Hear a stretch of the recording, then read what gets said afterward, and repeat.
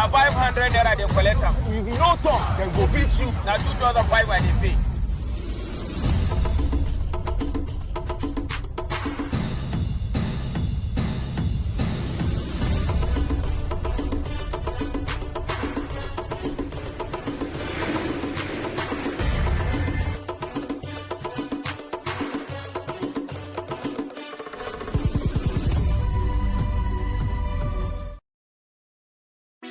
Hey, what's up, guys? You're welcome to another edition of Plus Event, and I remain your host, Ifeoluwa Oshuke. Your absence isn't an excuse anymore, as Plus Events is all you need, as we bring you the glitz, the glamour, and loads of fun. Oh, definitely, but no question. He's a living legend.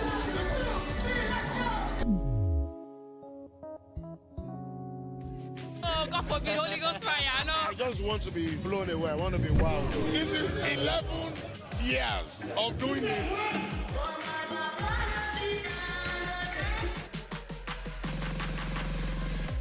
I'm surrounded by so much positivity. No, it's okay. Yo, what's up, my people? It's your boy Starboy Terry. Magodo. You're watching Plus Event on Plus TV. Stay glued to PlusTvAfrica every Saturday and Sunday, 4:30 p.m. West African time.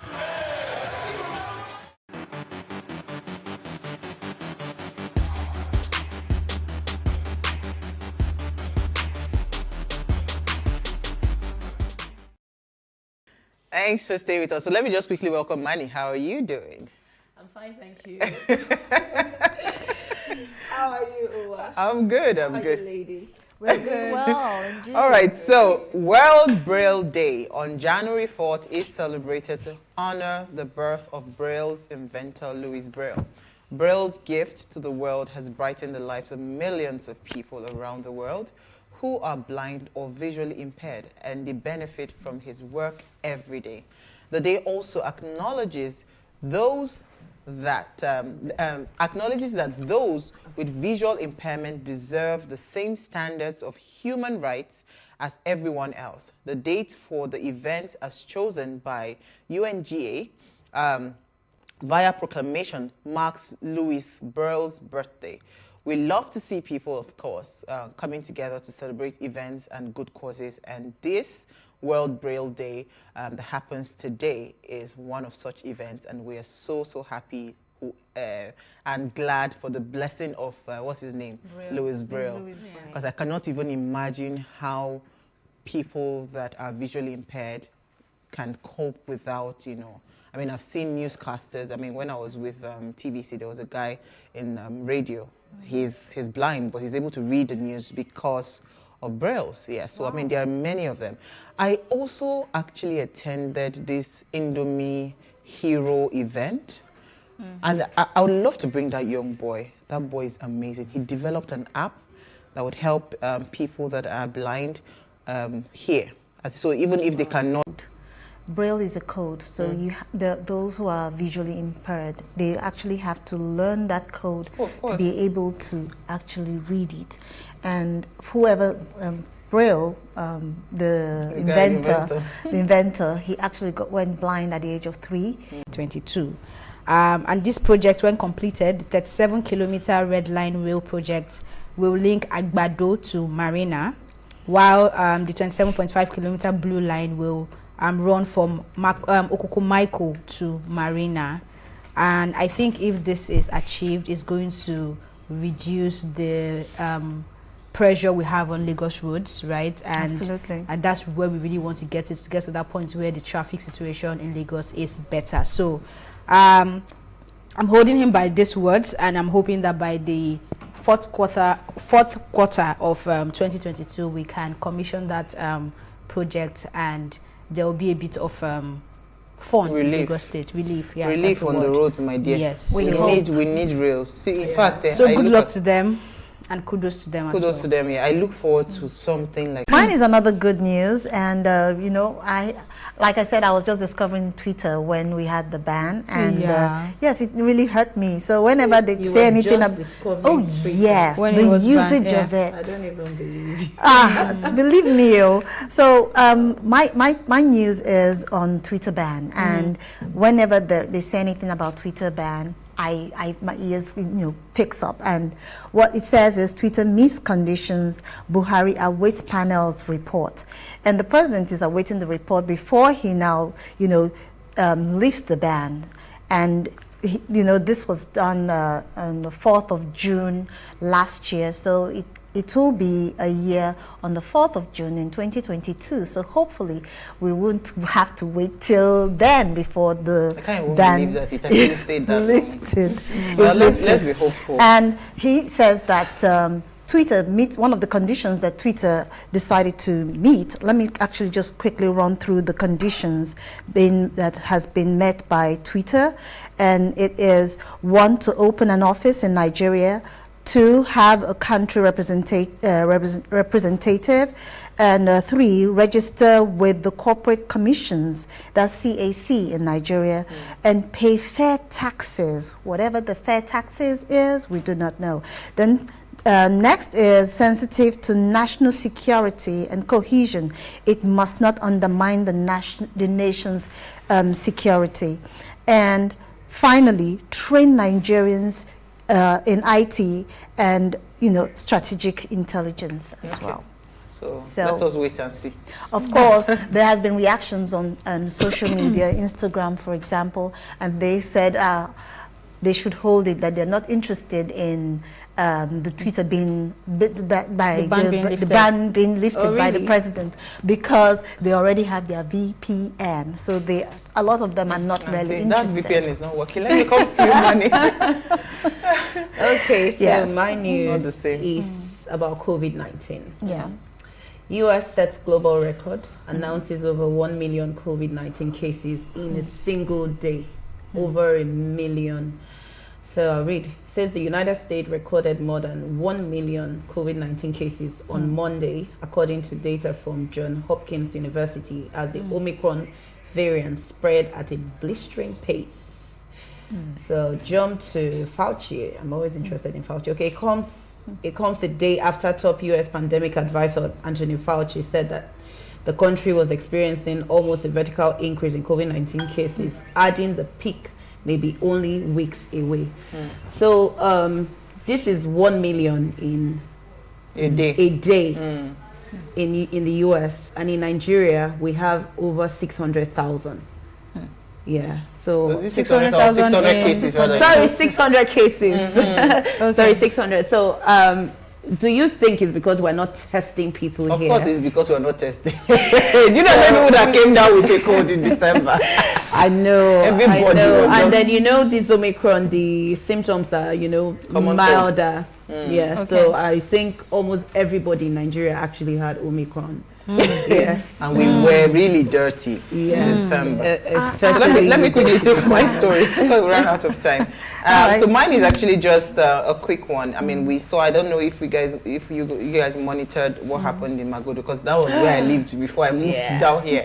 So I actually know what is happening. So a lot of people had come in. They said there was a court ruling where people came in and said they were going to reclaim about 549 lands, or 459 lands, or whatever it was, the number. So they went into Magodo estate with bulldozers. They wanted to go in bulldozers and security personnel and lots of thugs that went and marked over 500 buildings. They marked for reclamation. So this morning, it went live this morning. The Magodo residents protested, right, the planned demolition, because their claim is that since that particular time it happened, I can't remember the date now, there has been security presence, the security people that followed the thugs and came on to say that, you know what, they're setting up a meeting for tomorrow.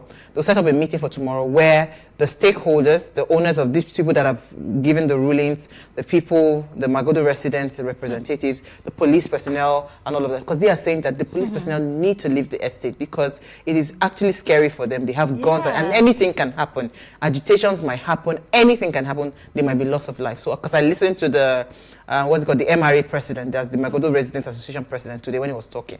So he's saying that let the security personnel leave the estate because it's actually, for him, he knows what police can do. I mean, we've seen issues of NSAS and all of that. So let them leave the estate. So thankfully, the governor went there and he did the address. So hopefully we'll wait to see what will happen. I was really hoping to get what your thought is when it comes to legalities of these claims. But you know what? We're going to find a way. Yes. Because I was even going to ask. So, honestly, I have not been following it like you have because you have roots there. So you are following it. But when I saw the drama, I had a conversation with someone to just get an idea of what it is, actually from the legal part. Yes. And from what I hear, please correct me if I'm wrong, there is actually a court ruling to this effect that allows these people to take over those lands. And I also hear that the government is offering to give the people in Magodo a certain land. No. Hold on. That's what I hear. But the land is not, that's not true. Okay, but the land is not in a choice area, actually. So that is why they cannot. And at the end of the day, if this is going to be solved, they have to buy back that land somehow, because I don't know what the governor is going to say now, or if the governor is going to say something that is going to overrule what the Elsie, do you know how much it is to buy a land in Magodo right now? The governor is just going to it is what it is. Room for them to settle and renegotiate. What is that settlement, my dear? They'll have to renegotiate. They have to buy and they have to they have to buy. So for the owners, the what's it called, the Shangisha owners, I think the conversation I heard, the Shangisha landlords are the ones against whatever. Okay. They have the lands they have been allocated. They didn't specify the exact location where they will compensate them. So I think the compensation where the land is located is actually very far. It's not the people that are residing. Yes, it's definitely not choice. Yeah, it's not a choice area. But let us see how it goes. It's a very interesting conversation. Because they collect land use charge, they collect all those things. Right, they're saying we are giving you land, but when you are sending them to doesn't make sense. Let's take a break. When we return from the break, we are discussing, it's still a state matter, we are discussing security. Stay with us, we'll be right back. Nothing short.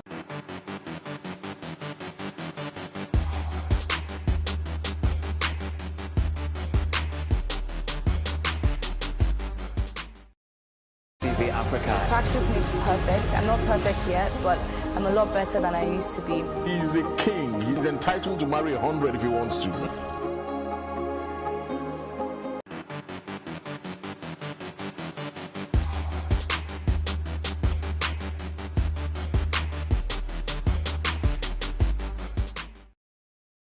Thanks for staying with us now. It's no news that the Lagos State Commissioner of Police, Hakeem Odumosu, was refused entry into an estate as the State Police Public Relations Officer, CP Adekunle Ajay Shebutu, I think that's how to pronounce that name, in a statement on Sunday said Odumosu visited the public estate to meet a strategic partner at a function, but private security guards at the estate denied him entry.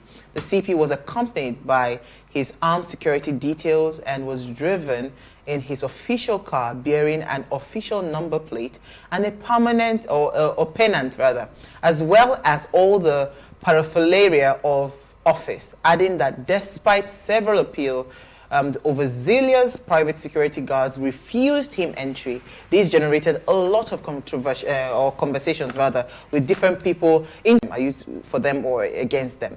Now please let us hear what you have to say. Remember, you can join the conversation, send us an SMS or WhatsApp to 081-803-84663. So I'm going to open our phone line in a minute or two, but I'd just like to quickly say that Isis Estates Don't name so. Don't name so. No, it's Isis estate. I will not call the name of your estate. The frustration. No, see, let me tell you, I have mixed feelings about this thing. Because here, I get the fact that you want to do your job. Right, but you see that it's like sometimes these estate people, they're just waiting. You understand? They're just waiting for the. Let me let out. Let's all agree and be clear that those people did not appeal. Because if you had the time to start appealing, you'd probably just pick up your phone and call the person you came to see to say, I'm at the gate, I need to get in. Yeah, so, well, Madam, yesterday, you were not there. I don't need to be there. I don't need to be there to know that. Because what very, very strict on their rules. They don't care who you are. Saying that, and I listened on the person's in Valeria about this English and that's okay with the whatever and everything, because that means you were using state resources for something that you're supposed to go for a private function. Because even he confirmed that he was going into that function to go and meet somebody. Now, I know the team don't casala don't but so they find a way to say, oh, I'm going to go and meet for a function for security matters and all of that. But you were going for a function. Do you understand? It was good for you. Yeah, you were going for a function. Are you attack me now? Were you there? But let me hear your sister, then I'll come to you, Manny. Okay. Well, I'll look at it from two angles, basically. First, there's the fact that the estate security than this. So I would look at, say, the fact that whether he was there for some sort of personal reason or not, the bottom line was that, like I said, two angles.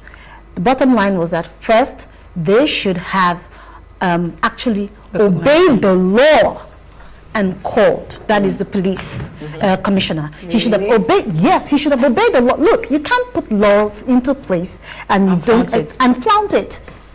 And that's supposed to be your peer. You want the security guards at the gate to take judicial notice of this policeman? I don't know about judicial. Do you know how much these individuals earn? The impotence, and they're just trying to get by. Are you speaking for or against? I am speaking on both sides. I said I'm going to look at it on both. The person that you ask for. Let me hear Mani's thought. I've not heard that thought. So for me, I just feel like, okay, he got there and he was not there in his official capacity. Yes. So I read.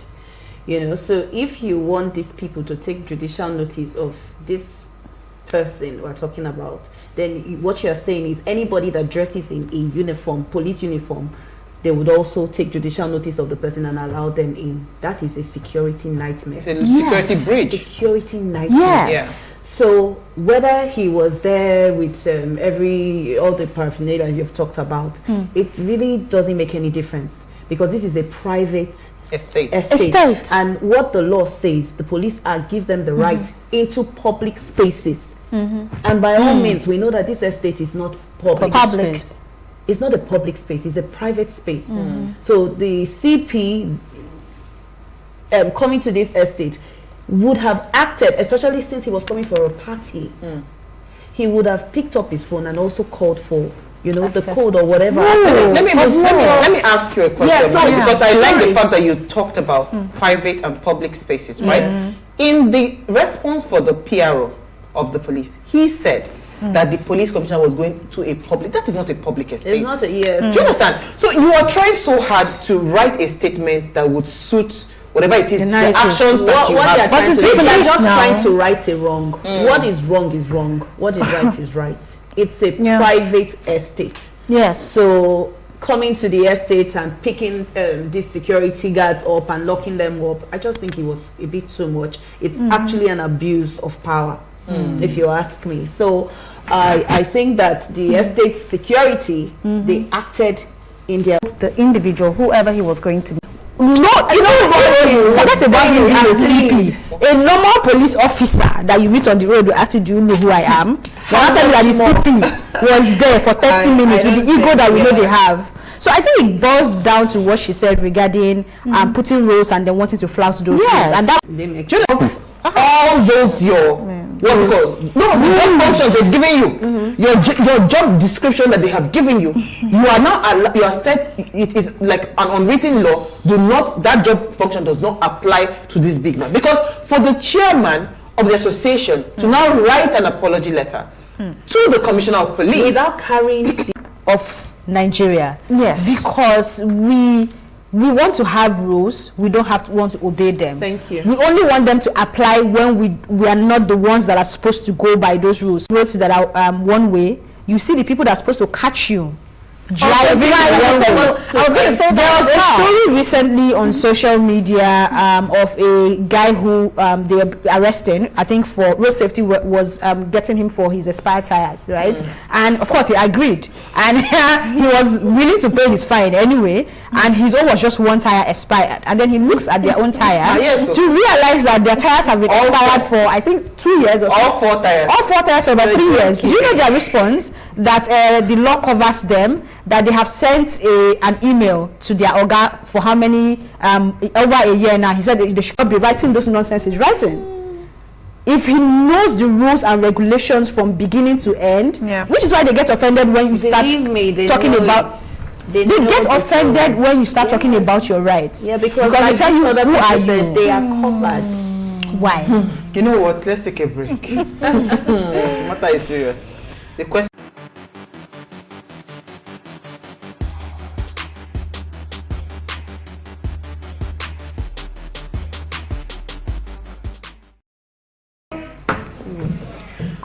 All right, so if you just tuned in, it's our ladies' night out, and we are asking, right, how much power should estate security wield?